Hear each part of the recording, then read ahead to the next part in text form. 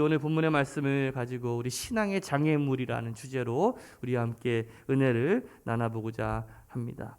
여러분들 지난 주간이 좀 명절 주간이었는데 이번에 좀 명절이 좀 길었어요, 그렇죠? 어떻게 여러분들 명절 잘 보내셨습니까? 여러분들 코로나라 우리 가족들하고 이렇게 쉽게 만나지도 못하고, 형제가 많은 가족들은 이렇게 첫째가 오면 첫째가 가고 나면 둘째가 오고 둘째가 가면 뭐 셋째가 오고 뭐 이렇게 해가지고 이제 만나기도 하고 또 영상으로 만나기도 하고 그랬을 텐데, 지난 4일이 입춘이더라고요, 그렇죠? 이제 봄이 오는 소식이 들리는데 아직까지는 좀 추운 것 같아요. 저는 이 봄이 오면서 우리 새로남교회 성도들의 삶에도 어떤 봄이 좀 왔으면 좋겠고, 그리고 신앙에도 여러분들의 어떤 영혼에도 어떤 이 봄이 오기를 주님의 이름으로 축복합니다. 우리가 우리의 신앙에 봄이 오기 위해서 두 가지를 잘해야 된다고 지난 시간에 말씀을 드렸는데, 바로 하나님을 바로 봄과 이웃을 돌 봄이 있어야 우리에게 어떻게 보면 진정한 신앙의 봄이 온다라고 할 수가 있을 거예요. 제가 누누이 강조하면서 말씀을 드리잖아요. 신앙은 두 가지를 잘해야 돼요. 뭘 잘해야 된다고요? 두 가지를 잘해야 되는데, 하나는 하나님을 사랑하는 것이지, 그리고 또 하나는 이웃을 사랑하는 겁니다. 교회에서 우리 성도들이 해야 되는 일이 뭐예요? 우리가 예배드리면서 하나님을 높여드리고, 또 우리 성도들 간에 서로가 뭐 하는 거예요? 서로 사랑을 연습하고 사랑을 실천하는 훈련을 하는 거예요. 우리가 새롭게 목장이 이제 편성이 되었는데, 이제 본격적으로 여러분들께서 모임을 시작하게 되는데, 우리 이 모임을 시작함에 있어서 우리 목자들은 정말 헌신적으로 이 목원들을 모으고 또 함께 기도하고 또 함께 또 섬기면서, 또 목원들은 함께 여러분들이 귀찮아하지 말고 시간을 내어서 함께 삶을 좀 나누는 그런 복된 시간들이 되시기를 주님의 이름으로 축복합니다. 사실 누가 나의 인생에 관심을 가져주고 누가 나를 위해서 기도해 주겠어요? 그러니까 나를 위해서 관심 가져주고 기도해 줄 수 있는 사람이 있다라는 것만으로도 우리는 행복한 사람이 아니겠습니까? 어떻게 보면 이것이 우리에게 있어서 어떤 습관화되는 그러한 일들이 나타났으면 좋겠어요. 성공하는 사람들의 특징을 보면 어떻게 보면 좋은 습관을 이렇게 항상 만들어 가더라고요. 2022년 우리 새로남교회 성도들도 우리가 사랑하는 일에 특별히 어떻게 보면 습관화되어 가는 우리 성도들이 되시기를 바랍니다. 우리 함께 사랑합시다라고 옆 사람께 인사합시다. 사랑합시다. 자, 율곡이의 그 경몽요결이라고 하는 책에 보면 인생을 망치는 8가지 습관을 우리에게 소개하고 있습니다. 첫 번째가 뭐냐면 놀 생각만 하는 습관이래요. 두 번째는 하루를 허비하는 습관이래요. 세 번째는 자기와 같은 생각을 하는 사람만 좋아하는 습관. 네 번째는 헛된 말과 글로 사람들의 칭찬을 받으려고 하는 습관. 풍류를 즐긴다며 인생을 허비하는 습관. 돈만 가지고 경쟁하는 습관. 남 잘 되는 것을 부러워하며 자신의 처지를 비관하는 습관. 그리고 8번째, 절제하지 못하고 재물과 여색을 탐하는 습관. 이 책이 1555년에 쓰여진 책인데, 우리 21세기에 와서도 어떻게 보면 좀 일맥상통하는 것을 보면 참 어떻게 보면 우리 인간사라는 게 뭐 고전을 떠나서 뭐 현대나 고전이나 별 다를 게 없구나라는 생각을 하게 되죠. 이처럼 우리의 인생을 망치는 습관이 있는가 하면 또 우리의 신앙을 망치는 습관들도 있습니다. 오늘 말씀에는 우리의 신앙을 막는 어떤 걸림돌, 그 장애물들을 우리에게 보여주고 있는데, 오늘 이 본문에 나타난 이 아브라함, 그리고 또 사레라고 하는, 또 하갈이라고 하는 여종의 모습을 통해서 무엇이 우리의 신앙을 어떤 막고 또 걸림돌이 되고 있는지, 오늘 그 모습을 보면서 우리 자신을 좀 점검하는 그러한 시간이 되시기를 축복합니다. 우리 1절과 2절 말씀을 한번 같이 한번 읽어봅시다. 시작.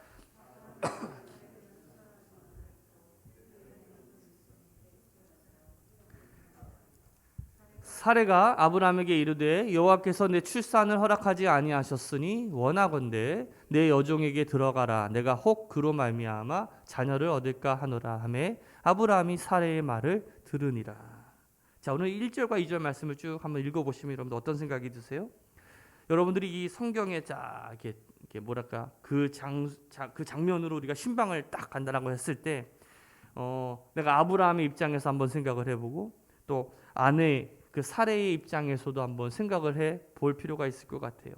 지금 어떤 상황인지 여러분들 아시죠? 아브라함에게 자식이 없어가지고 이 사레도 경수가 끊겨서 이제는 더 이상 이제 자신이 임신할 수 없으니까 자신이 데리고 있던 여종을 남편에게 가서 임신을 이제 시키려고 하는 그러한 거죠.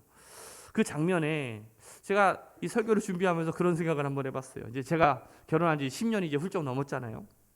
그러면서 깨닫는 게 있는데 이게 남편의 언어와 아내의 언어가 너무나 다르다라는.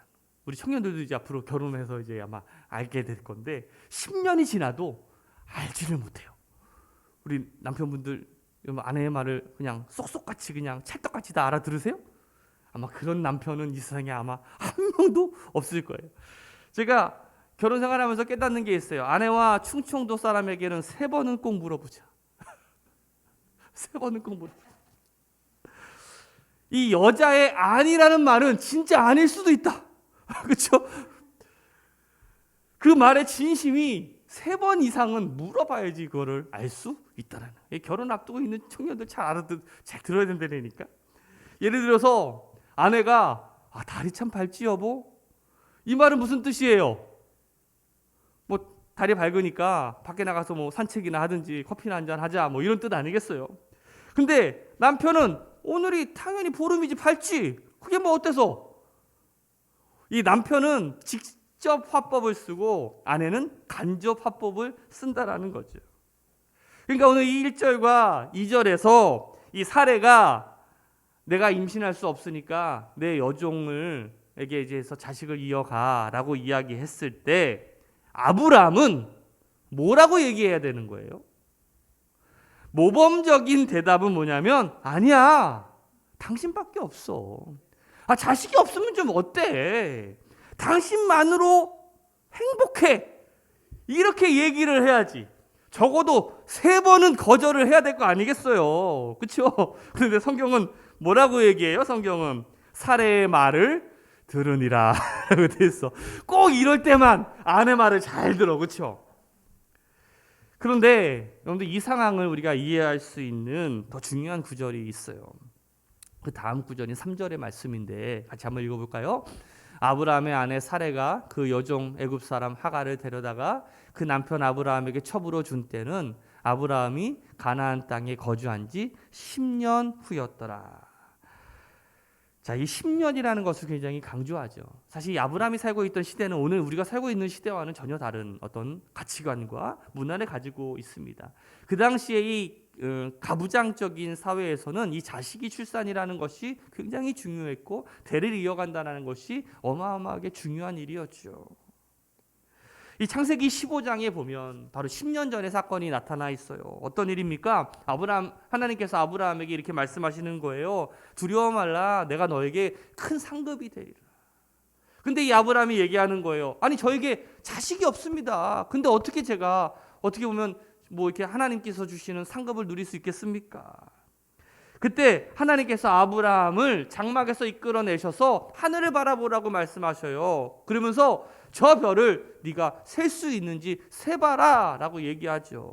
못 셉니다. 저 밤하늘에 그 별을 어떻게 내가 다 셀 수 있습니까? 그러자 이 하나님께서 너의 자손이 이 하늘의 별과 같이 되리라 라고 약속하시잖아요. 그로부터 10년이라는 시간이 지나게 된 거예요. 10년이 지났지만 여전히 아브라함에게 달라진 게 없어요. 자식이 있어요? 없어요? 없어요. 오히려 이 사라의 경우에는 그 경수가 끊기기까지 해서 더 이상 이제 아이를 가질 수 있는 몸이 아니죠. 결국 아브라함과 이 사레가 하나님의 약속과 언약을 기다리지 못해요. 기다리지 못했다라는 것은 뭐예요? 불신했다라는 것이고 믿지 못했다라고 할 수가 있는 거죠. 그리고 하나님의 방법이 아닌 어떤 인간적인 방법, 어떤 감정적인 방법을 사용하게 됩니다. 이 하나님의 약속을 기다리지 못한 어떻게 보면 이 조급함, 그것이 어떻게 보면 신앙의 장애물이고요. 인간적인 생각, 이 감정적인 생각이 전형적인 어떤 신앙의 걸림돌이라고 할 수가 있어요. 우리들의 신앙을 방해하는 어떤 이 종합 선물 세트가 바로 이 조급함과 인간적인 방법이라는 거예요. 제가 전에 한번 이런 설교를 한 적이 있어요. 서두르면 이스마엘 되고 기다리면 이삭 된다는. 여러분 혹시 기억하실지 모르겠어요.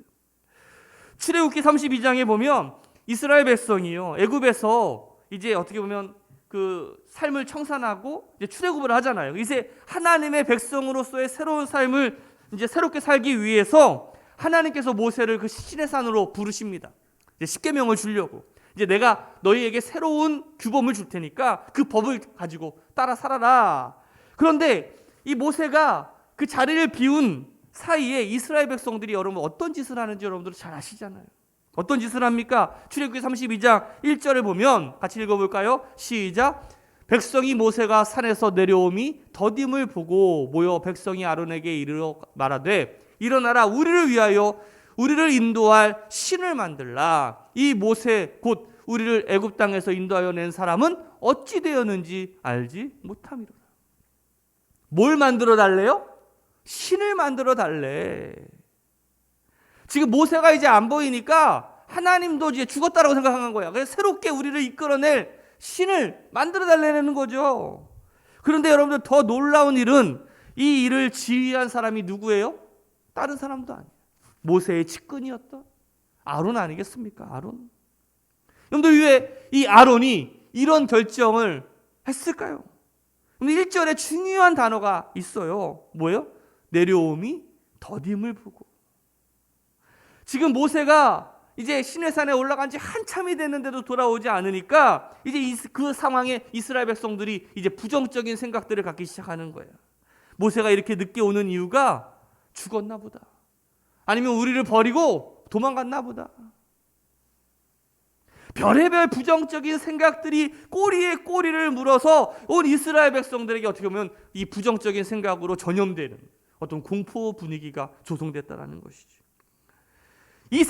그 생각을 들었던 이 아론조차도 정말로 모세가 죽거나 도망했을까? 어떤 이 부정적인 생각이 싹트게 되는 거예요. 여러분들 이 마귀의 술수, 마귀의 계계가 얼마나 무서운지 몰라요. 우리를 온통 부정적인 생각으로 우리를 전염시켜 버립니다. 육신의 생각이 들어오게 되고 의심과 불신이 그 마음속에서 싹트게 되는 거예요.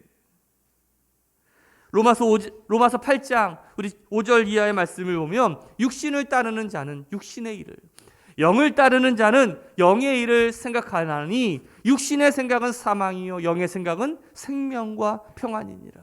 육신의 생각은 하나님과 원수가 되나니 이는 하나님의 법에 굴복되지 아니할 뿐만 아니라 할 수도 없음이라라고 말씀하고 있어요. 여러분들 한번 보세요. 이 사례가 하나님의 약속을 기다리지 못하고 어떤 인간적인 방법, 이 감정적인 그런 방법을 선택했을 때 어떤 일이 발생하게 될까요? 우리 4절 말씀을 같이 한번 읽어볼까요? 시작. 아브라함이 하갈과 동침하였더니 하갈이 임신하매 그가 자기의 임신함을 알고 그의 여주인을 어떻게 했어요? 멸시했어요. 하갈은 그의 직업이 뭐예요? 종이에요. 그 종도 어떤 종이냐면 몸종이었어요. 몸종. 이제 사라의 몸종이었는데, 그런데 이제 임신을 하니까 갑자기 자기가 마치 이제 안주인이 된 것처럼 이제 그렇게 행세하는 거죠. 그 태도가 완전히 180도 달라지게 된 거예요. 그래서 오히려 그 주인이었던 이 사례를 어떻게 하냐면 멸시합니다. 여러분들 이 사례의 마음이 얼마나 힘들었을까?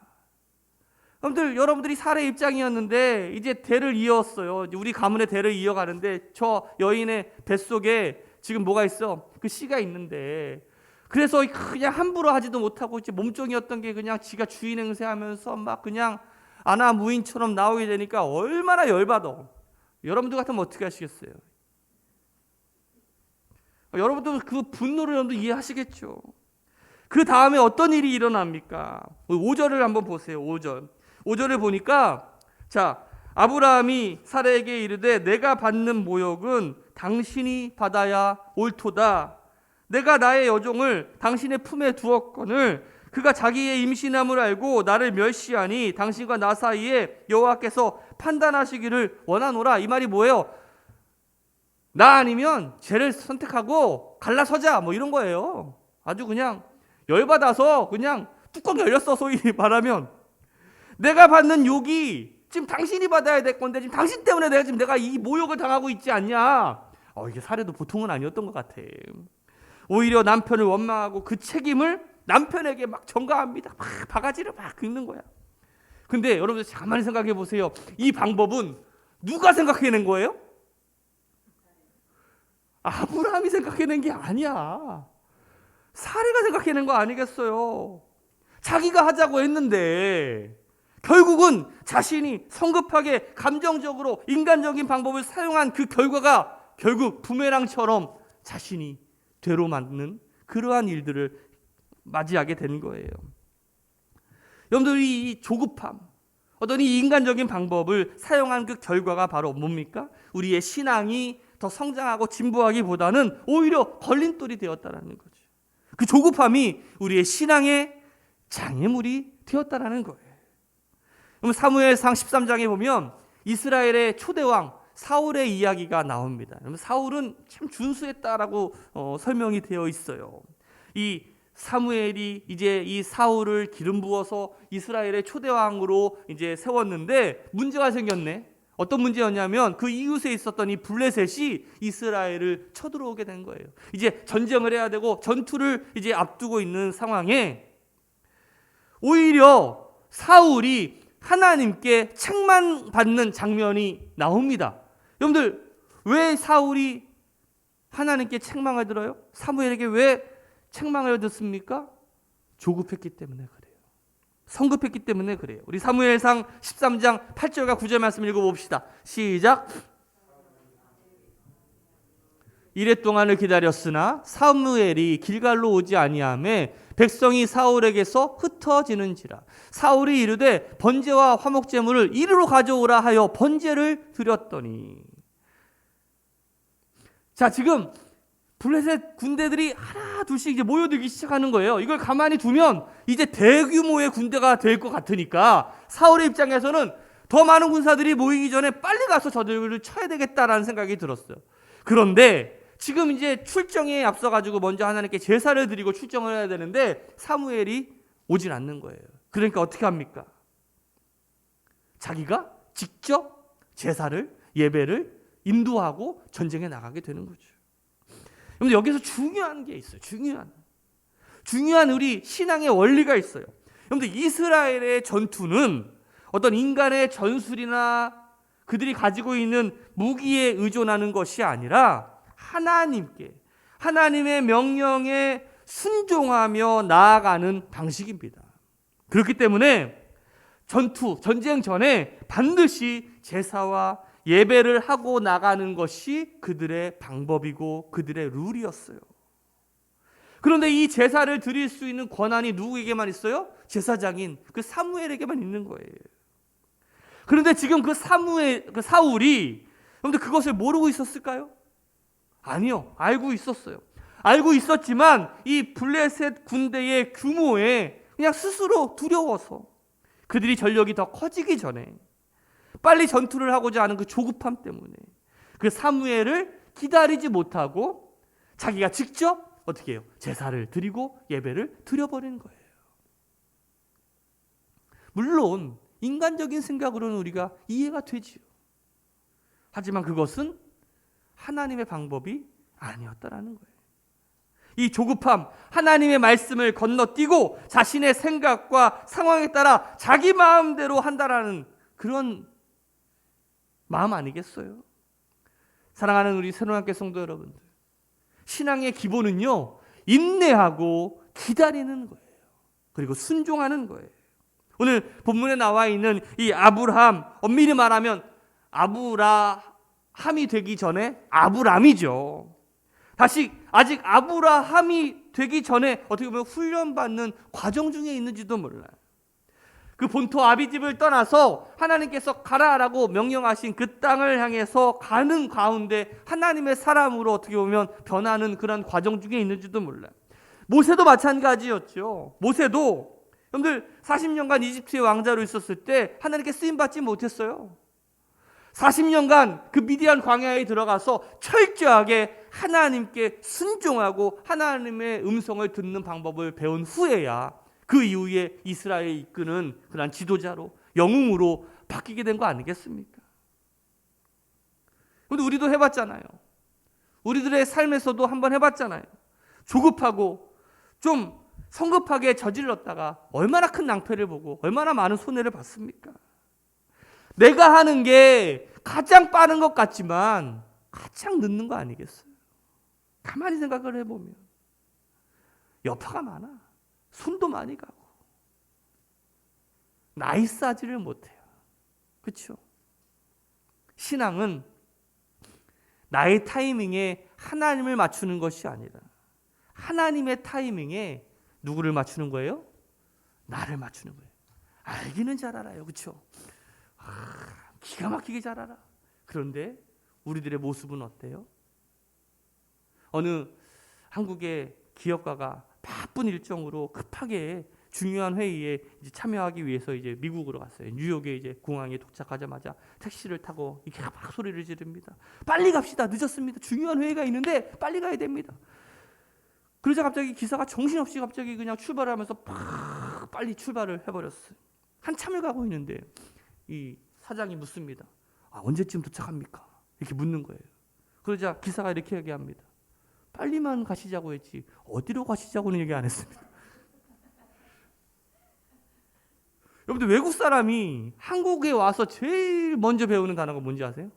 빨리빨리 아니에요. 빨리빨리. 그렇죠? 빨리빨리. 여러분들 빨리만 가는 게 중요한 게 아니에요.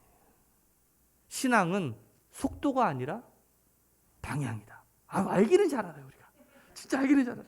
성급함 이것이 큰 어떻게 보면 우리 신앙의 큰 장애물이 되는 거예요. 이 사례가 인간적인 방법으로 일을 처리하려다가 오히려 자신이 그 몸종인 하갈에게 멸시를 받잖아요. 그런데 이 사례도 보통 여인은 아니었던 것 같아. 한승주라는 여인이었어. 자, 6절 말씀을 한번 같이 한번 읽어봅시다. 시작. 아브라함이 사라에게 이르되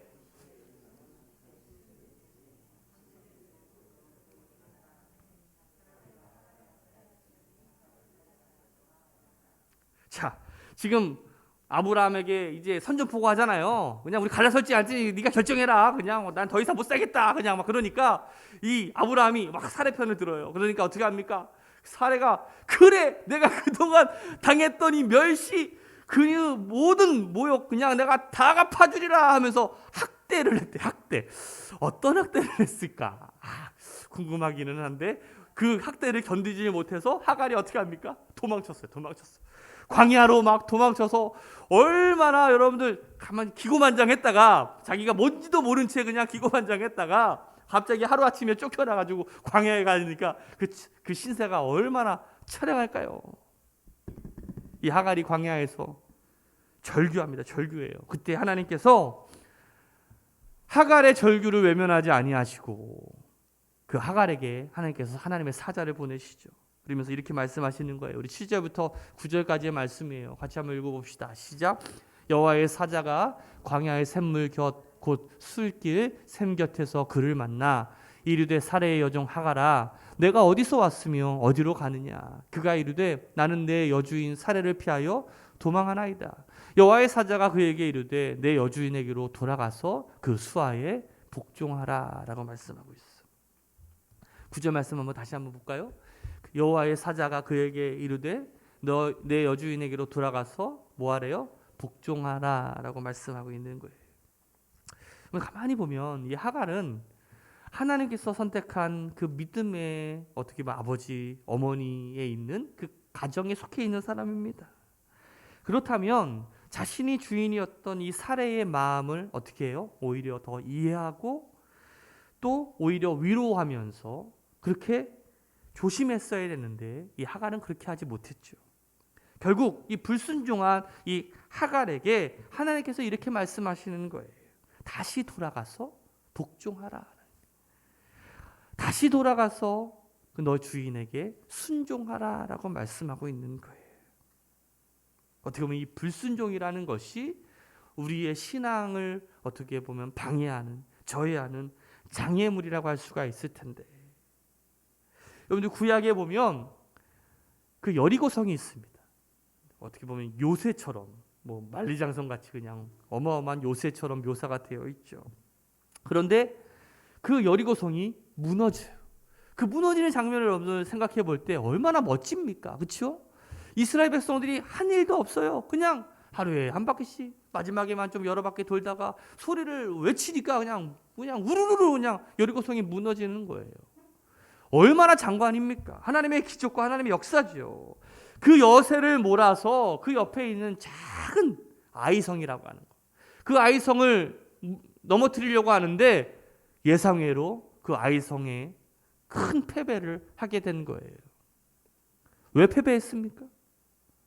왜 패배했어요?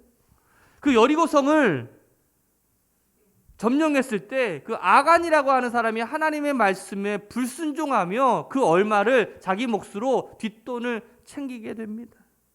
결국 그 아간의 불순종 때문에 이스라엘 백성 전체가 이 아이성에서 큰 패배를 맞이하게 되죠. 오늘 주님은 우리에게 분명하게 우리에게 이렇게 얘기하십니다. 순종이 제사보다 낫다라고 말씀합니다. 오늘 하나님께서 우리에게 두 번째 기회를 주시고 있어요. 하갈에게 하나님께서 다시금 기회를 주신 것처럼 오늘 우리에게 하나님께서 다시금 돌아가서 하나님의 말씀에 복종하기를 원하고 순종하기를 원하고 계시죠. 오늘 우리 2022년을 살아가는 우리 새로운 함께 성도들, 우리가 하나님께 돌아가서 우리가 하나님의 말씀에 순종하는 믿음의 성도들 되시기를 주님의 이름으로 축복합니다. 가만히 보면 우리 인간들은 참 욕심이 많은 것 같아요. 하나님께 여러분들 복받기 원하시죠. 우리 가정도 잘 됐으면 좋겠고 우리 자녀들도 잘 됐으면 좋겠고 나도 돈도 잘 벌었으면 좋겠고 하는 모든 일들마다 다 잘 됐으면 좋겠죠. 그렇게 되시기를 바랍니다. 그런데 참 얌체처럼 아무것도 안 하고 그냥 얻으려고 할 때가 너무나 많아요. 오늘 우리들의 모습이 이 아브라함의 모습은 아닌지 사레의 모습은 아닌지 또 하갈의 모습은 아닌지 이 조급하고 어떤 인간적인 방법으로 어떤 감정적인 방법으로만 우리가 일하려고 하지는 않았는가. 우리가 하나님께 순종하기보다는 불순종하면서 내 마음대로 내 멋대로 그렇게 우리의 삶을 살려고 하지 않았는가.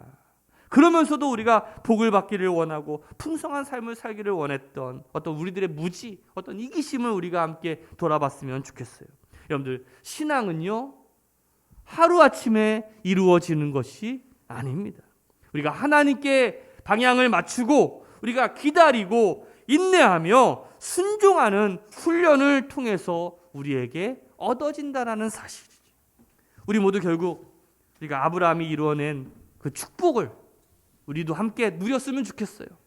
그리고 함께 그것들을 경험하는 우리 새로운 함께 성도들 되시기를 주님의 이름으로 축복합니다.